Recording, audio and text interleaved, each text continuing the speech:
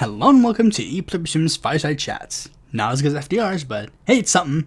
First thing I want to say is Q&A, remember for that. It's coming up soon, but also I have a poll. You should probably vote on that so I can find out what the video would be for next week. With that out of the way, let's get right into the news. First news story, Ireland held a presidential election, but more of just a parliamentary election. I could have easily just squirmed my way out of it by saying parliamentary, but no, whatever. This is one that I was slightly disappointed by, not because of the results. The results we'll get into in a bit, but because I actually had a plan for this episode. See, I actually planned to cover the Irish elections next year because they were actually scheduled to be around next year. And it was in a good time because if the schedule went on as planned, they would have come around. Like, the elections were originally scheduled at one point to be a little bit after St. Patrick's Day. So I was like, oh, St. Patrick's Day episode, yes! Because, remember, Ireland, it's all Ireland is St. Patrick's Day. Were the results anything special? Not really. Fianna Fáil won the election. I don't know if that's how you pronounce it. Sinn Féin got second, as you do. The Irish centre-left, the Social Democrats and Labour, seemed to do really well. But the one that had the worst time of the night was the Green Party, because they lost 11 of their 12 seats. Very, very disappointing for them. I can honestly see why, because the Green Party was in an alliance with the right-wing parties of Ireland, so naturally a lot of them were probably like, hey, this is fucking stupid, why don't we do that? And probably shifted their votes to go to the Social Democrats or Labour.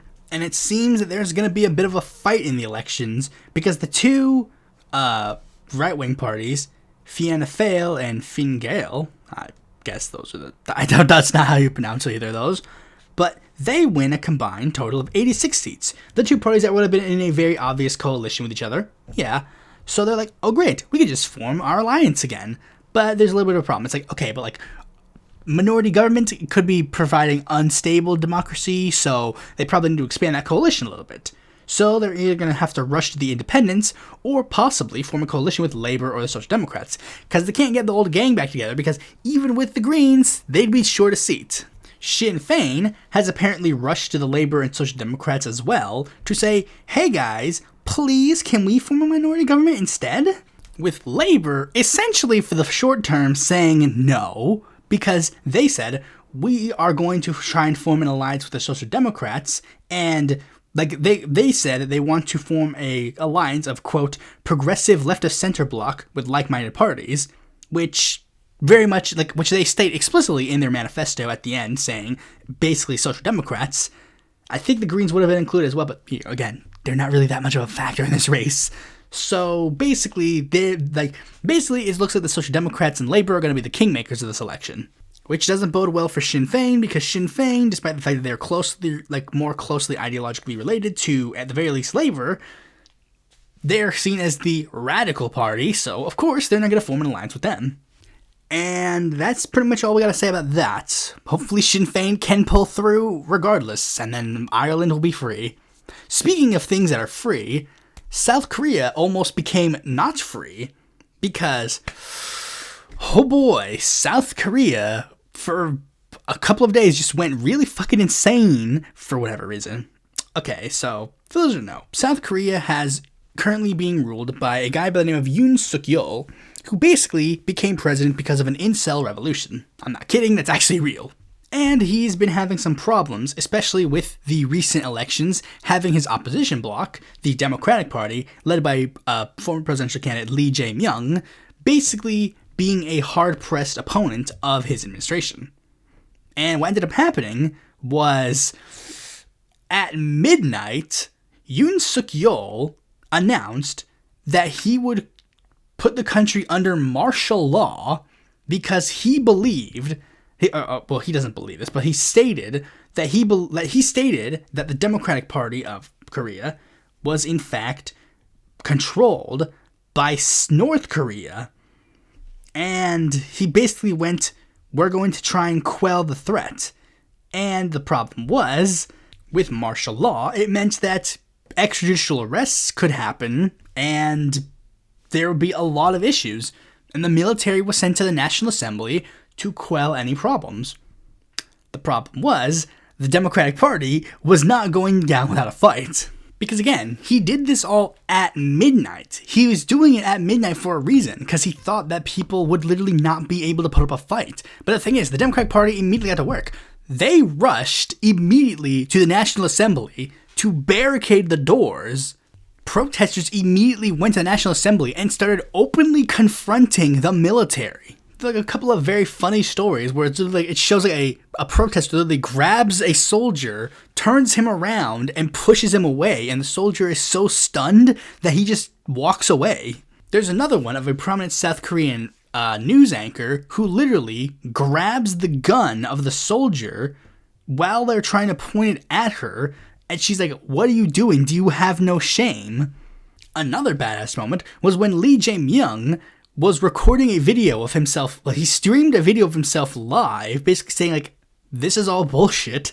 Why is this happening?" And he even went so far as to say Yoon Suk-yeol is no longer the president, and then got out of his car, climbed the National Assembly, and went in. There's literally cameras that were inside the National Assembly, like the soldiers were literally rushing to the doors, and then Democratic Party politicians literally grabbed all the furniture and barricaded the doors, and then the right, like, this is the thing, Yoon Suk-yeol, he said, he thought, he literally was like, "Alright guys, it's time for us to do this," and then literally, his own party was just like, "Are you fucking kidding me?" And then immediately voted to end martial law. It was literally a 100% anti-martial law vote, with Yoon Suk-yeol even going so far as to try and declare a different martial law, and then the military even went so far as to be like, "We're not doing that." Yoon Suk-yeol then tried to backpedal and be like, "Okay, I'll lift the martial law, okay guys, you got me," to try and go about his day and just, whatever. He's like, "La da da da, I guess we could just pretend nothing happened." Even sending some members of his own party to basically be like, "Look guys, Yoon Suk-yeol was just sad and lonely, that's why he did it." But then the Democratic Party and basically every single opposition party was just like, are you fucking kidding me? You can't be that fucking brain dead. We're immediately going to launch an impeachment inquiry against you. And then he was like, "But come on, man, you can't do that. No, you can't do that." With Yoon Suk-yeol's political party, the People Power Party, originally trying to be like, "Okay, guys, yeah, we can't do that. We can't impeach him, man." And then it turns out that the leader of the party changed his mind immediately, because it turns out that Yoon Suk-yeol, they discovered his list of the people that he was going to arrest, and it not only included Lee Jae-myung and other top members of the Democratic Party, it also included the leader of the People Power Party. Like, he planned to blame him for being a North Korean agent, much like he was going to blame the Democratic Party politicians for doing it.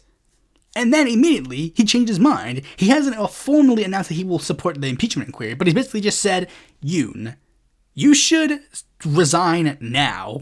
With most people kind of figuring out, like, and there was a poll on this that happened almost immediately, and it said that over 73% of the respondents said that Yoon should be impeached, with 70% saying, "Hey, this is treason." With it seemingly just being, like, just a matter of time before Yoon Suk-yeol is no longer in office, because it really, if they say, assuming every single member of the opposition votes to impeach him, which is very likely, all they need is 8 members of the PPP to vote with them, and all 18 of the PPP members voted to end martial law. So it just seems like it just really is interesting. Now, why am I talking about this story, other than its complete insanity? Just wanted you guys to hear of a situation of a Democratic Party actually doing its fucking job. Like, literally. I guess I can't blame them. The Dems did launch an impeachment inquiry against Trump after the fucking January 6th insurrection, but, like, again, why are these other countries so much better than us? Why? Not much else I can say. moving on to the next story. Speaking of things that are bad, wow, shock of all shocks. Republicans are literally trying to make it so that Palestine does not exist. Shock of all shocks. Tom Cotton has announced that he wants to have a bill to make it so that the West Bank is no longer considered the West Bank, and it is considered the whatever the fuck it used to be called in like the fucking ancient times that people pretend are relevant. Judea and Samaria, whatever the fuck. Like literally, it's just like, remember when Rashida Tlaib like said like, hey, we shouldn't kill Palestinians, and then like the House was like, how dare you? Meanwhile, Tom Cotton is literally just like, oh yeah, by the way, I'm going to make it so that this territory is literally not considered its own territory and is considered territory of a different nation. And we're just like, yes. We live in crazy world. We live in crazy world. We live in crazy world. We live in crazy world. I can't wait for all the people who went. I genuinely just can't. Why do we live in an insane world? Why do members of Congress literally write bills that literally dictate policies in other fucking nations? America first. America first, my ass. And speaking of ass, that is literally where Tom Cotton gets Benjamin Netanyahu's cock every day. Because the Republican Party is essentially just Likud 2, Electric Boogaloo. Then we have people who literally show up in my comments and be like, oh yes, we love Donald Trump and the Republican Party. It's like, yeah, you guys love Likud. That's what you guys are doing. You guys ain't Americans. You're supporting Israel. Love Israel so much, why don't you go over there and live there? I'd much rather you live there than here. And it's going to tie into the doomeristic fucking fantasies that Christians have, where they jerk off about dying in the apocalypse. Like, genuinely, the reason why all these fucking Christian nationalists love Israel so much is that they literally think that once Israel is formed, that the world will end. That is literally what they think is going to happen. Like, bro, if you actually thought the world was going to end when Israel is formed, why would you then immediately rush to be like, yes, we must form Israel? What insane reality do you guys live in? I don't fucking care. Fuck Israel. Fuck Israel. Just flat out fuck Israel. I don't care anymore. Speaking of proof of Republicans being insane and stupid, yeah, by the way, the North Carolina Republican Party decided to be fucking sneaky bastards again, because they have been whining and pissing and shitting themselves about hurricane relief funding, and they passed a bill to do hurricane relief funding. And here's what happened. They did it when Roy Cooper wasn't in the office. I don't know why he wasn't in the office. Not like you're running for fucking vice president. Not like you're becoming vice president. Not whatever. Why aren't you in office? Doesn't matter. It was probably vetoed and brought back to the Senate. Whatever the fuck. Basically, they announced a fucking basically it's a very sneaky power grab where it's like, oh yeah, we're gonna put a bunch of this money that the North Carolina is saving, and we're just gonna give it to the hurricane funding. But it's not going to be released it's not actually going to be given to the hurricane victims until like a future session. What's actually going to happen is that Josh Stein will not be allowed to appoint members to the State Board of Elections, and instead transfer that power to the Republican auditor-elect David Bolliak. Makes the State Highway Patrol an independent agency that requires Josh Stein to get the General Assembly's approval for any 5-year appointment. Says that if a Supreme Court or Court of Appeals vacancy emerges, Josh Stein must fill it from a list of recommendations provided by the political party of the departing judge, thus preventing him from filling any potential GOP vacancy with a Democrat. Removes the seats of Wake County Superior Court Judge Brian Collins and Forsyth Superior Court Judge Todd Burke. Collins and Burke have both ruled against election laws that changes the GOP's lawmakers to have put forward over the next few years, prohibits Attorney General-elect Jeff Jackson from participating in lawsuits that undercut actions taken by the General Assembly. The bill says Jackson shall not, as a party, amicus, or any other participant in any action pending before a state or federal court in any other state, advance any argument that would result in the invalidation of any statute enacted by the General Assembly. So basically, if the General Assembly wants to do something, Jeff Jackson can't do anything for a federal or any other case that goes against what they want. Prevents Lieutenant Governor-elect Rachel Hunt from chairing Committee of Energy Issues. The bill also eliminates the Energy Policy Council, which has been chaired by the Lieutenant Governor. Prevents Democratic Superintendent of Public Instruction-elect Mo Green from appealing decisions made by the Charter Schools Review Board. Reduces the time frame voters can cure their provisional ballots from 9 days to 3 days. Provisional ballots tend to favor Democratic Senate incumbents and provide essential to Supreme Court Justice Alison Riggs' efforts to overtake the lead against Jefferson Griffin. clearly the Republican Party literally just randomly just went, yeah, let's just become evil. Well, they never became evil. They were evil. They are evil. 100% evil. And then they fucking lie to people, hide under, like, fucking security. Like, oh, yes, we're helping hurricane victims. Meanwhile, they just do this power grab, and they think they're going to heaven. No. Genuinely, how do these motherfuckers think that they're going into heaven? How? This is why religion is just so fucking stupid.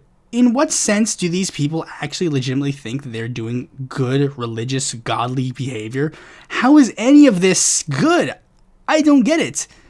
And yet, remember, I'm supposed to be the heathen atheist. It's like, oh, how do you know anything about morals? Meanwhile, it's like, oh yeah, by the way, I'm not going to use hurricane victims as a sneaky ploy to get political favor. Entering the nihilism arc once more. Anyways, let's move on to the next story. United Healthcare CEO fatally shot outside of New York City hotel in premeditated, pre-planned targeted attack. Brian Thompson, 50, was outside the hotel on 6th Avenue when the suspect shot him in the chest and leg at around 6:45 a.m. The CEO of United Healthcare was fatally shot in what police say appeared to be a premeditated, pre-planned targeted attack outside the New York Hilton Hotel in Midtown Manhattan on Wednesday morning. Brian Thompson, 50, was on his way to speak at United Health Group's investor conference when the gunman approached from behind and fired several rounds, Police Commissioner Jessica Tisch said at a news conference. He was struck at least once in the back and at least once in the right calf, Tisch said, adding that the gunman was lying in wait for several minutes. Many people passed the suspect, but he appeared to wait for his intended target. And the media tried to pull the thing where they're like, man, I wonder why he got shot and killed.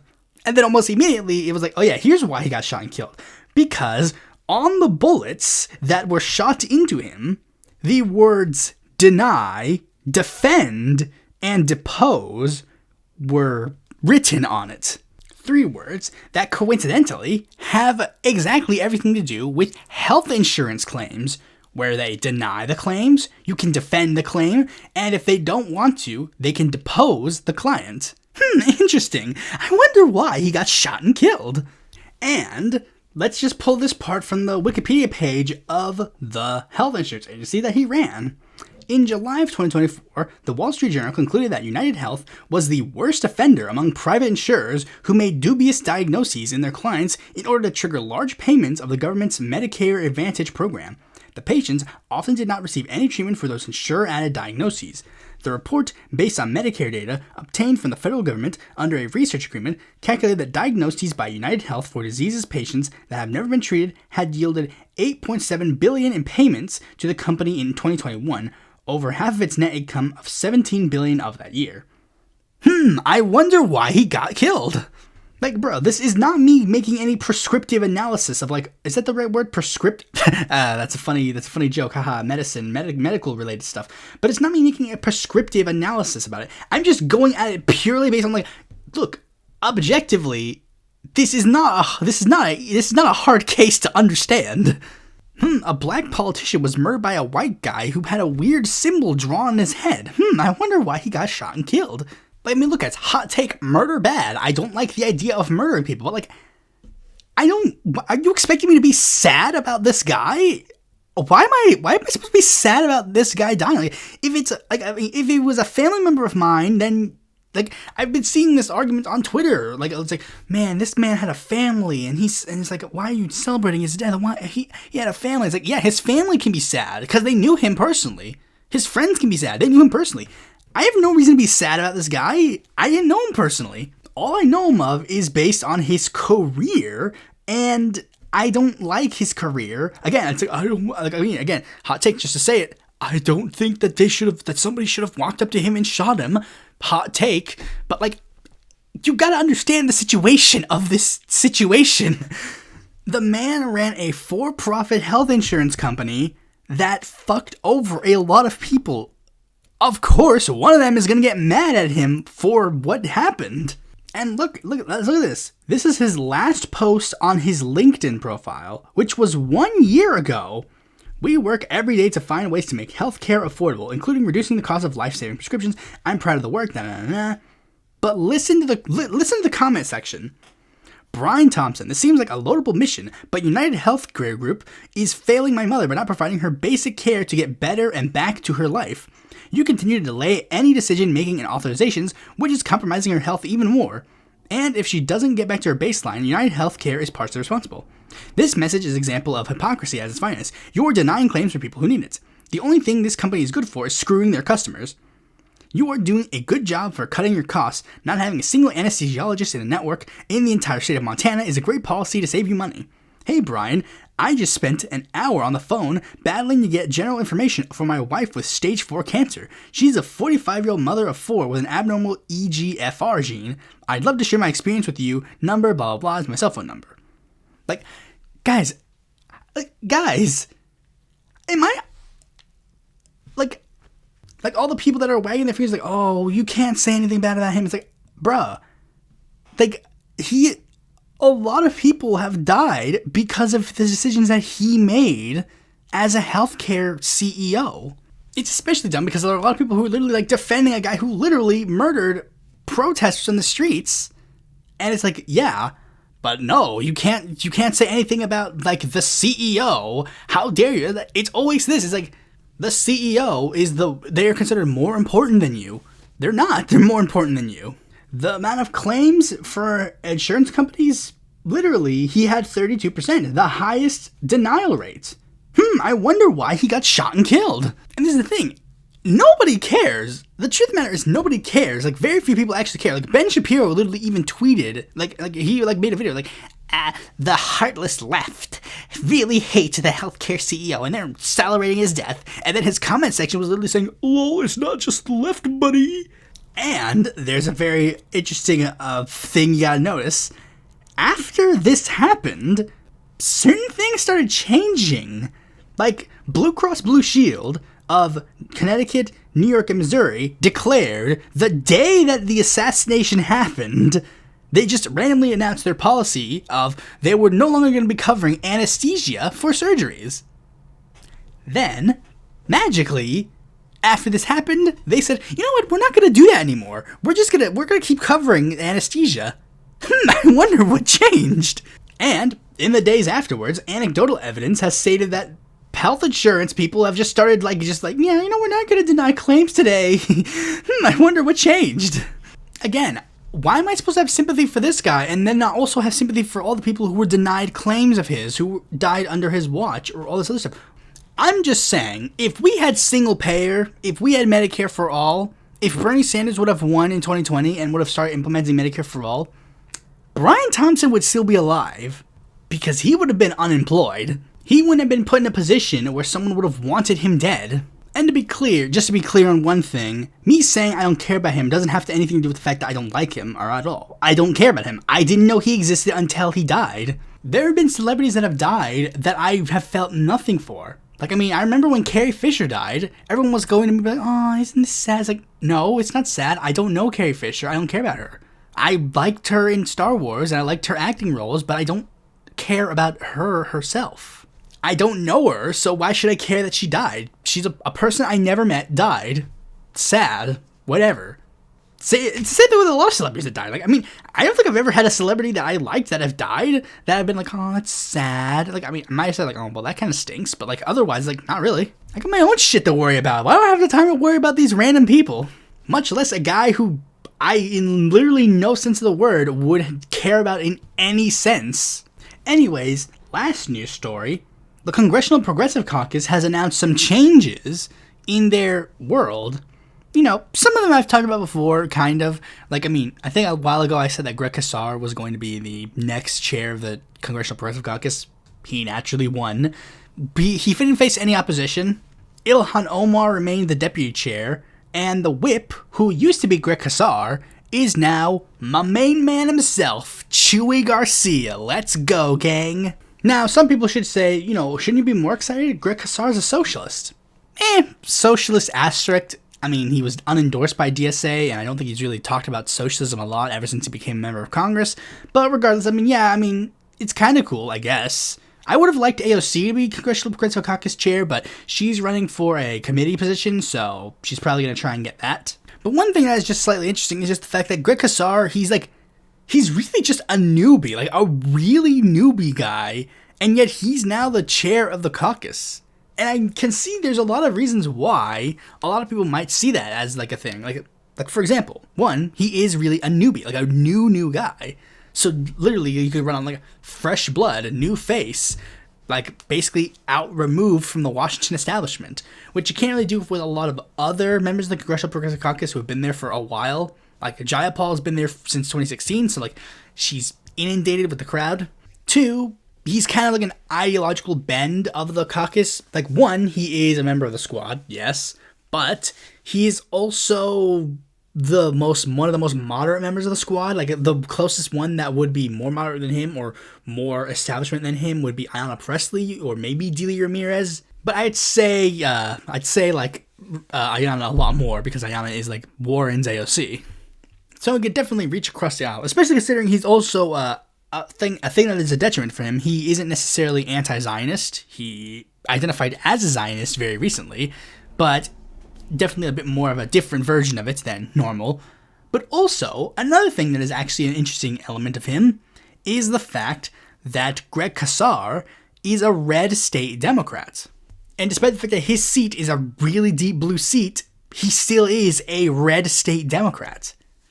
None of the other Congressional Progressive chairs were red state Democrats.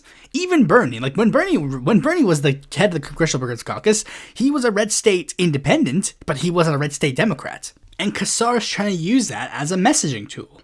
Basically saying, we're now at a place where we have to put winning way above being right all the time. Like he's trying to make it be like, okay, now we're going to run on bread and butter issues. But of course, there's going to be a little bit of a controversy with that because he says here, it's less of a left-right fight and more of a getting back to a Democratic Party that's for everyday people, no longer being seen as preachy or disconnected, Casar added. I mean, it's kind of like right, kind of not right. I mean, like, it's just... I guess we have to wait to see how Casar handles the caucus and see if it does bode well. I mean... I don't know, democracy might not be a thing anymore, so we have to be worried about that. But his analysis is very similar to an analysis similar to whatever happens next, so let's move on to the main topic of this video. The left has failed men. A talking point that some have been saying for years, while others have gotten more associated with it in the most recent weeks since Kamala Harris lost. Let's talk about it.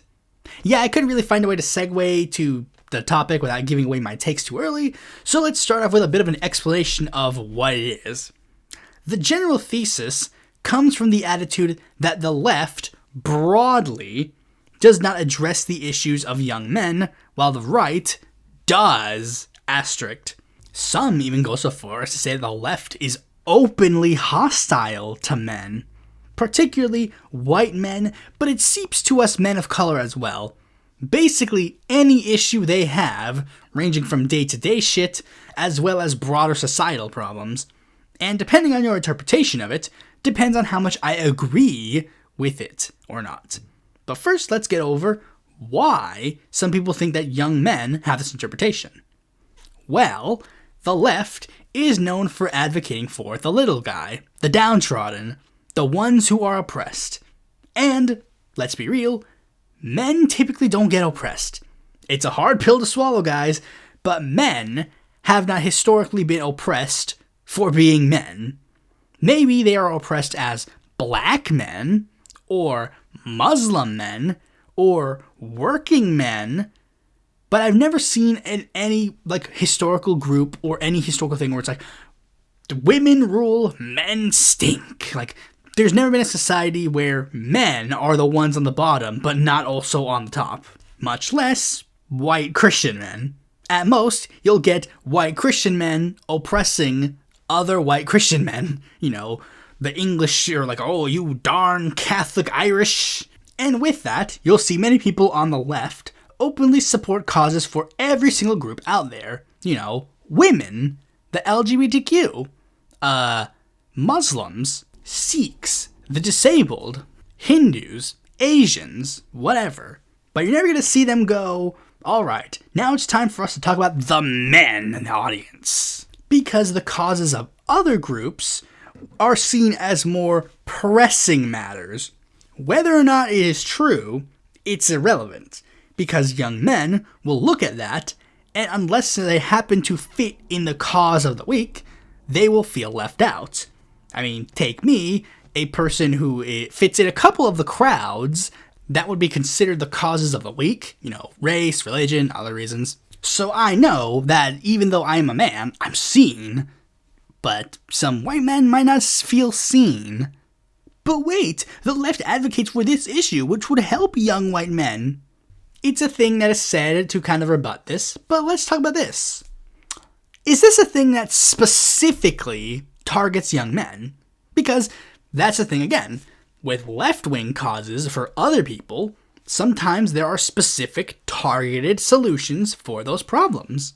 And for young men, there are not really any specific targeted causes for them. And that can lead to them to go, well, they're not going to address issues that affect us, so we're not going to be part of their gang.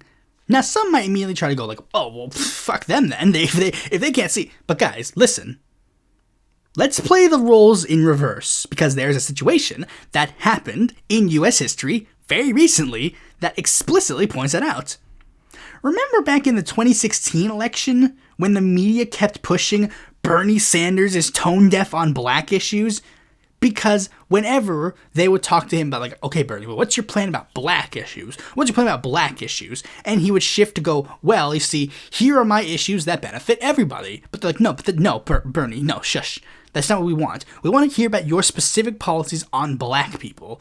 And then it's like, well, but there's a specific policy that I have right here, and it benefits people regardless of their race. And it's like, yeah, but Bernie, you don't understand. What's your stances for black people? And he's like, well, you don't understand. This is the thing I'm running on. I'm running on these things, and these things will objectively help black people. And there's like, Bernie, you just don't care about black people then. Remember that? It was because Bernie Sanders didn't have a policy on like things like reparations and stuff, but he had issues about like healthcare costs or criminal justice reform or whatever.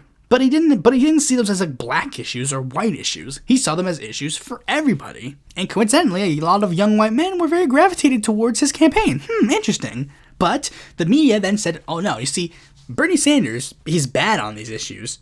Why? Based on what evidence? Did he run on explicitly reactionary views on regards to these issues? No. Did he like oppose any of the issues that were pro-black people? No. But it's because he didn't explicitly say, oh yeah, here's a specific issue about black people that I can advocate for. And that was perceived by people as being tone deaf. That's the same thing with young white men. They don't see you going, yes, here's this young white man issue. And then it's like, okay, well, then they don't really see you advocating for something for them. So it's like, what are you going to do then? And that's where the right pounces. Because here's the thing. They don't give a fuck about any of those other causes. They don't care about black people. They don't care about religious minorities. They don't care about like anything. They care about young white Christian men. They care about them. Or they can remove any of those symbols, whatever. But like, they care about those people. And due to that fact, they'll go, hey, they'll rush to them and be like, hey, you want to join our gang? We're the gang that's going to help you. And then young white men go, interesting. Yes, I will do that. And with the internet, it has gotten a lot easier to do that, pushing for culture and gender wars that bring young men to their cause. From Gamergate to the broader SJW craze, to SportsTube, to GunTube, to WorkoutTube, to incel culture, to anti-woke media critics, Jordan Peterson, to the manosphere, blah, blah, blah.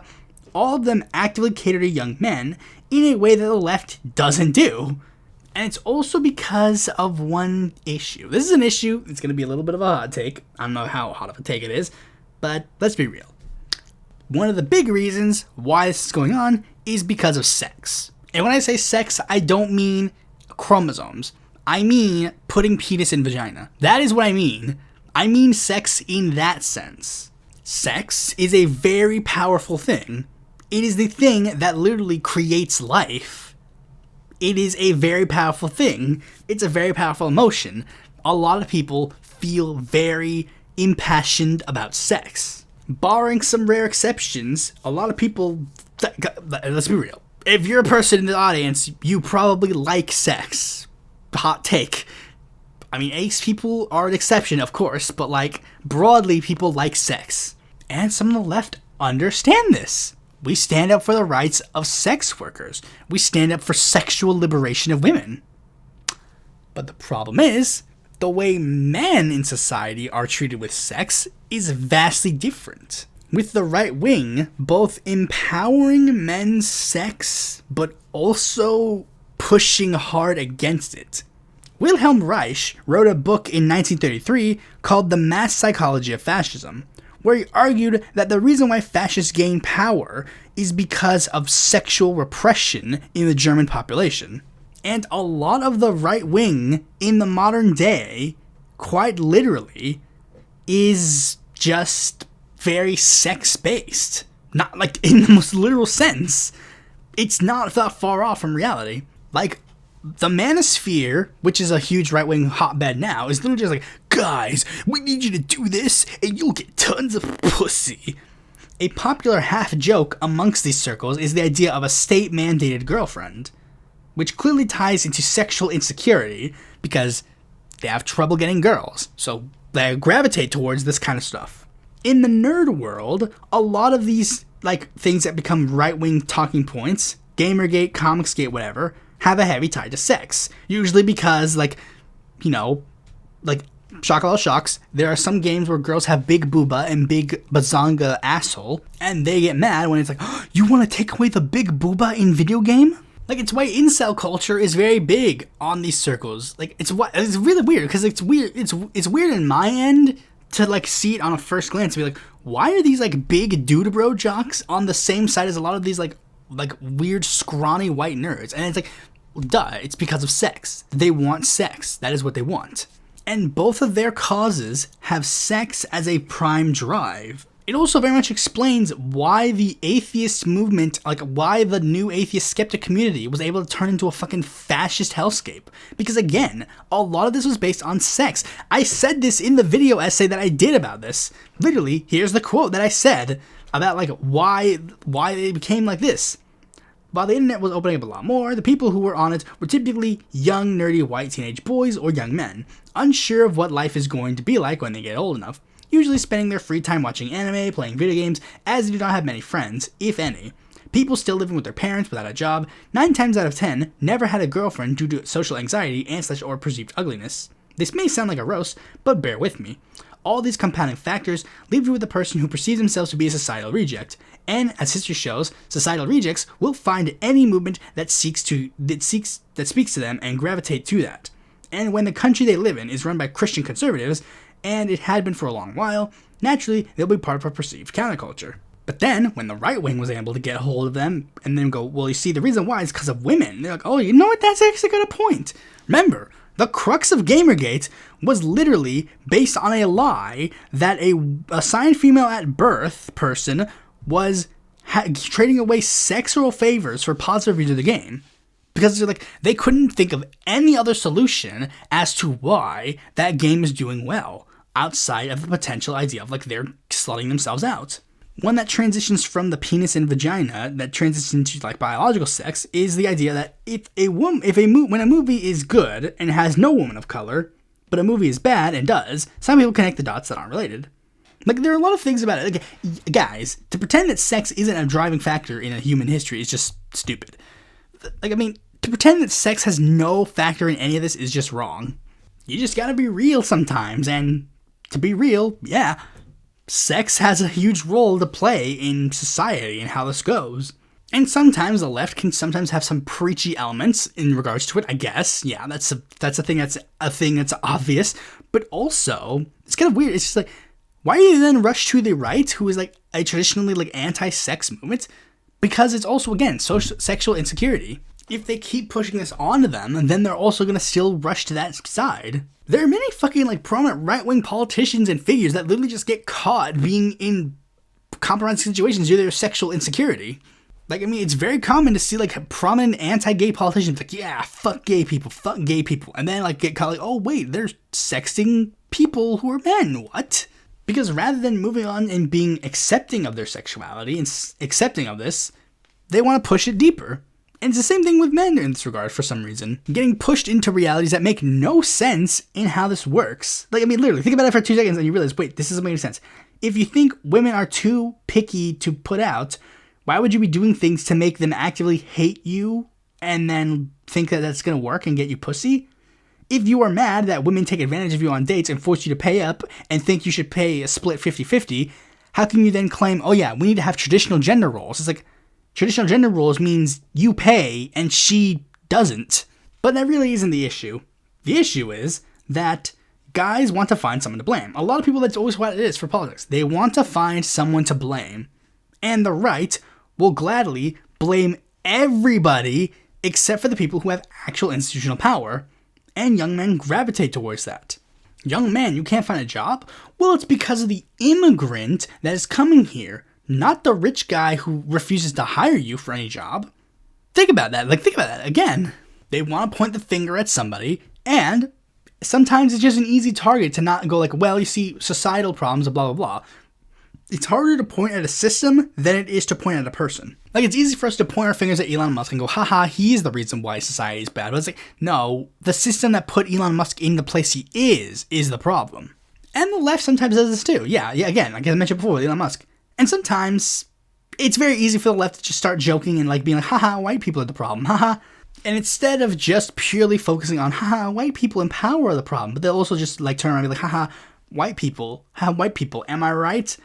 And it's like, yeah, they're on one end, it's like, you know, on one end it's funny, mocking people. Like, this one is very complex to explain because it's like on one end it's like, yeah, making fun of like people, whatever. Like, I mean, left is of course very well known for like being like, oh, you can't make fun of disabled people, you can't make fun of trans people, you can't make fun of gay people, you can't make fun of these people, you can't make fun of minorities, you can't make fun of them. And then also it's like, oh yeah, by the way, white people are so stupid, haha, it's funny. And one of the main reasons why the left opposes, like, don't make fun of minorities is because minorities don't have any institutional power. But it's like, oh yeah, by the way, we also like to make fun of like bumfuck rednecks in Mississippi. Or incels, unfortunately. It's like, do they really have power? Come on, guys. Do they really have power? Now, on one end, it's like, but on the other end, it's like, yeah, but who cares? I mean, I don't care. I'm not going to stop making fun of incels on 4chan. I'm not going to stop making fun of rednecks in Mississippi because it's like, I don't care. I've made fun of gay people. Guys, one of my favorite shows is fucking Drawn Together, a show that is literally the most offensive to every single person on the planet. Like, literally. It makes South Park look like fucking VeggieTales. But now I'm going to have to get into a little point of pausing because this is where I'm going to have to start differentiating myself from people who are trying to do the whole, the left has failed young men, because there are some elements of it that I really just can't really 100% get behind. You see, a lot of people address the problem of the left failed young men, but solutions range from non-existent to, for lack of a better term, coddling. Like, I mean, quite literally, a lot of it is just ends up being like, we just need to coddle young men. Like, I mean, literally, they try to use this to argue that the left can't argue for systemic reforms on the social or political system because it makes men feel bad. That we should stop trying to call out issues about media tropes that have racist or sexist undertones because it hurts men's feelings for liking certain movies, video games, or comics, or whatever. That we shouldn't address things like the wage gap and rape culture and other things because it makes men feel bad. That we shouldn't call out toxic masculinity because it makes men feel bad. Like, again, the way you're describing it, you just want to make young men feel coddled, and it's like, that's true. A lot of people just want to be coddled. That's a true fact. But it's like, you can't then go like, oh yeah, well, you're basically just telling the left to neuter itself because, like, what? You're making men feel like infants, really. Like, you're the one that's trying to infantilize young men. Because it's like, oh, well, you can't do this thing or this thing or this thing because it'll make men feel bad. It's like, well, I mean, if this is what men act like, men are fucking pussies. Because literally, I have never felt bad ever about any of the things ever. Like I said before, one of my favorite shows is Drawn Together. The show is literally every form of offensive editor. I have never felt bad for being a leftist and being like, I love that show. I've never felt bad at all. I've never felt ashamed for being like, oh yeah, this video game character is attractive because they wear shorts. I never felt bad about being like, oh, Carrie Fisher in Return of the Jedi. Awooga. I've never felt bad about that. Why should I feel bad about that? Because I can understand those things and also a broader social analysis. Like, yes, we can acknowledge the fact that a lot of comic books have some bad takes in regards to women or whatever. We can acknowledge that fact, and then we can also move past it. People literally think, oh, the left just thinks that we shouldn't have anything. I was like, guys, what are you talking about? A lot of the left is like fans of like a ton of problematic shit. Like, if we wanted to be like, okay, we cannot have any product ever of liking. We can't have any of them be problematic in any sense of the word. It's like, then we would not have literally anything to watch, read, or play. Nothing. Because we understand this. There's been problematic natures in regards to the stories. There have been problematic natures in regards to how it's made. There are a lot of problematic figures attached to it. We can move past it. I've never felt ashamed to be a cisgender man on the left. And I've never felt that any politician of left or center hated me for being a man. I'm sorry, if you genuinely think that, that's kind of on you. Well, actually, scratch that. It's not on you. It's because you're being fed a narrative by a rich asshole who wants to push that narrative onto you so they can serve their own political agenda. And I gotta be real, in a lot of these regards, men just need a reality check on this regard. Truthfully. To pretend that men are just like predestined to be like, oh yeah, you see, they're predestined to just become shitty or become like reactionary. They're just predestined for that. Is just ludicrous and infantilizing. A lot of liberal feminists try to go like, oh well, you see, men are just predestined to be like shitty and reactionary and hate women, and that's why we gotta hate them, and that's also why we gotta hate trans women too. But people who say that the left go too far on social issues also tacitly say like, oh yeah, you see, men like they just like fucking hate these other people, so like you gotta do anything to like prevent them from like being like that. It's like, why? In what world does this make any sense? Like, again, sometimes men just need a reality check in certain regards. Like, no, a woman slutting herself out to other men is not the reason why you can't get pussy. It's because you're a socially awkward dweeb who can't talk to women. Probably with undiagnosed autism or something. Not having sex is not an excuse to become reactionary. We don't have to pick either or. It seems that a lot of people are really trying to make it seem like we gotta pick, like, oh, you gotta pick either appeal to young men or appeal to all these other groups. It's like, no. The left can literally just keep doing what they analysis on a socio-political front while also addressing the needs of young men. We do not have to do either or. It's like that meme where it's like, what do you choose, LGBTQ rights or economic stability? And it's like, why is this a dichotomy? There is no dichotomy here. The interests of men have nothing to do or against the interests of the LGBTQ. There are LGBTQ men, so it's like, how would that make sense? We can walk and chew gum at the same time, my friends. Remember, young white men were really enthusiastic about Bernie because he addressed the direct needs of these young men, and he was still socially progressive. Like, remember, he was perceived to be this way by other people, but it was like there was no socially reactionary Bernie Sanders.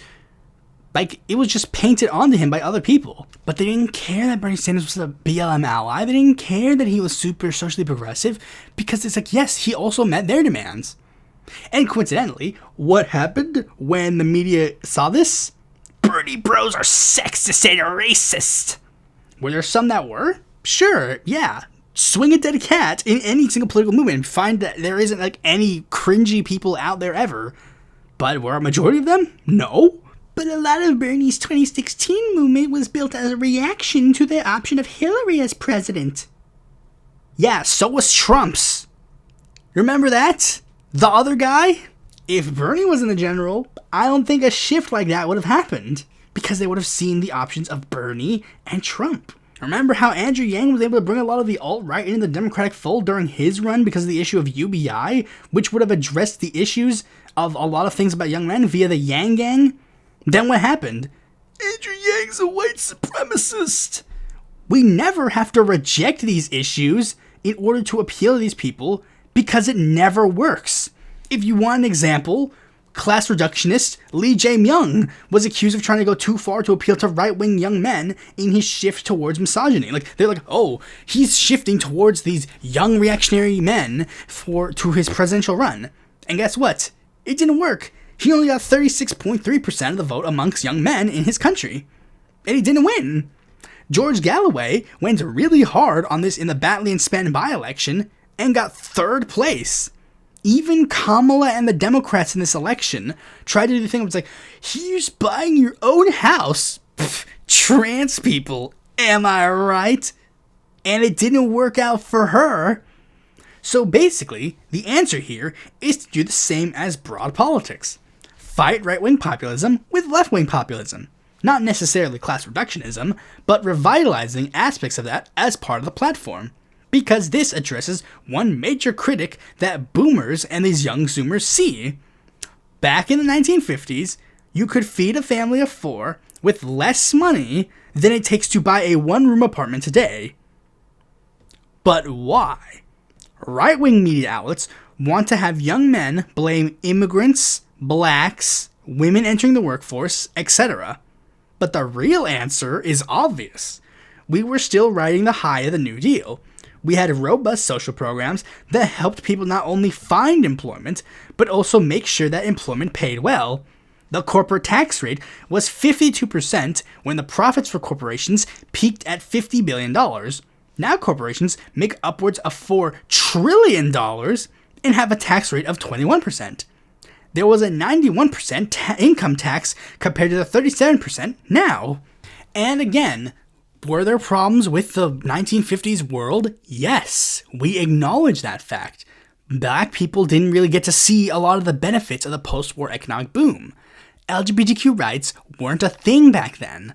There were a lot of problems back then too. But guess what? We don't have to trade it away. We can make it more inclusive. Take those memes of like the white picket fence with the 3.5 kids. Just put like a couple of black people next to them. It's like we can finally build a society where everybody gets that. And we can make that message louder to make sure people know it. And if you want to be technical, this is going to be a weird part of the episode, but we can actually talk about some men-exclusive issues that you can actually call attention to. Like, because let's be real, like lefties, let's just think about it.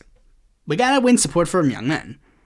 So we got to talk about some men's related issues. You don't have to bring it up a lot. You don't have to bring it up often, but you have to bring it up at least once in a while because there are men's issues that are going to be out there. One big thing I'm seeing a lot about is the men's loneliness epidemic, where a lot of young men don't have friends. Like, quite genuinely, don't have friends, don't hang out with people, don't interact with people, don't have anything. And yeah, it's an issue that the lefties should probably find a way to address. I'd like to know how to fix that problem. And I know what some of you might say. It's like, well, your solution is like, basically like, self-service, like, go outside, interact with people, get a job, do whatever. It's like, yeah, Jordan Peterson says the same thing too. Why aren't the lefties also saying this? Lefties say it in a dismissive way. Jordan Peterson says it in an uplifting way. This one's going to be a little funny, but bear with me. Autistic rights issues. Trust me, guys. Trust me. This will help you in the long run. Trust me. Make it so that autism tests are more readily available. Trust me. That'll help you a lot. Trust me. When you call solidarity to victims of sexual assault, maybe also bring up, don't gender it. Like maybe like when you're making a tweet about the Me Too movement, don't say something like, "Oh, I'm so grateful for these women for standing up." Say, "I'm grateful for the victims standing up for it." Bring it to attention the fact that there are men who suffer sexual assault as well. I mean, again, it's not that you're not doing it at all, but I'm just saying, sometimes it does get like muddied. Like, yeah, sometimes it is perceived like this kind of issue is a women's rights issue when it's like men suffer this too. That is a fact. And a lot of men will acknowledge that fact. And sometimes you just gotta say that. Also, this one is gonna be interesting. Bring up the fact that sometimes men get falsely accused of sexual assault. And bring attention to that as well. Bring up the fact that in 90% of child custody cases, women are the ones who get it. Like, they get the child. Men overwhelmingly just they're not treated well in regards to children. There are, fathers who get treated like shit for raising their own kid. Bring up that fact. Bring up the fact that it's like, oh yeah, like literally, it's a common story where like a dad will be with his son or like with his daughter and they'll be hanging out and then they'll be like, oh, you're babysitting your kid. It's like, it's my kid. Why are you calling it babysitting? It's my kid. I'm raising my fucking kid. And then it's like adults, like fathers also have this weird like thing where it's like, I can't interact with my daughter because it's like, people will look at me and be like, oh, that's creepy pedophile. When it's like, why can't you just again, bring it up like every once in a while, guys? And also, here's another issue. Hear me out. Hear me out. This is going to sound weird, but hear me out. Circumcision. Hear me out. There are a lot of young men that are genuinely radicalized by the fact that they are circumcised. And a lot of that has roots in sexual insecurity as well. As a major reason why circumcision is done in the United States has roots in the anti-masturbation efforts of a more puritanical era. That is a fact. That's a real fact. Look it up. It's real. People literally were like this was literally the outlook of circumcision at the time, where it was like, if you cut the tip of the penis and do that, remove the foreskin, it'll desensitize the penis so that men are less likely to masturbate. And that 100% worked all of the time, my friends. It just genuinely worked. Everybody knows how well that worked out, guys. It worked out so well. It's just funny because it's just wow, that great. That it worked out so well, guys. And here's the thing about the circumcision issue in and of itself, because this is the truth of the matter. It's I'll be real. We all know circumcision is not really that big of an issue. Let's just be real. It's not that big of an issue. The health benefits and health drawbacks of it are a very tit for tat. Literally, it'll be oh yeah, the glands are a little bit less sensitive because they don't have the foreskin covering it. Oh, it's a little bit harder to get it in because you gotta lube it up.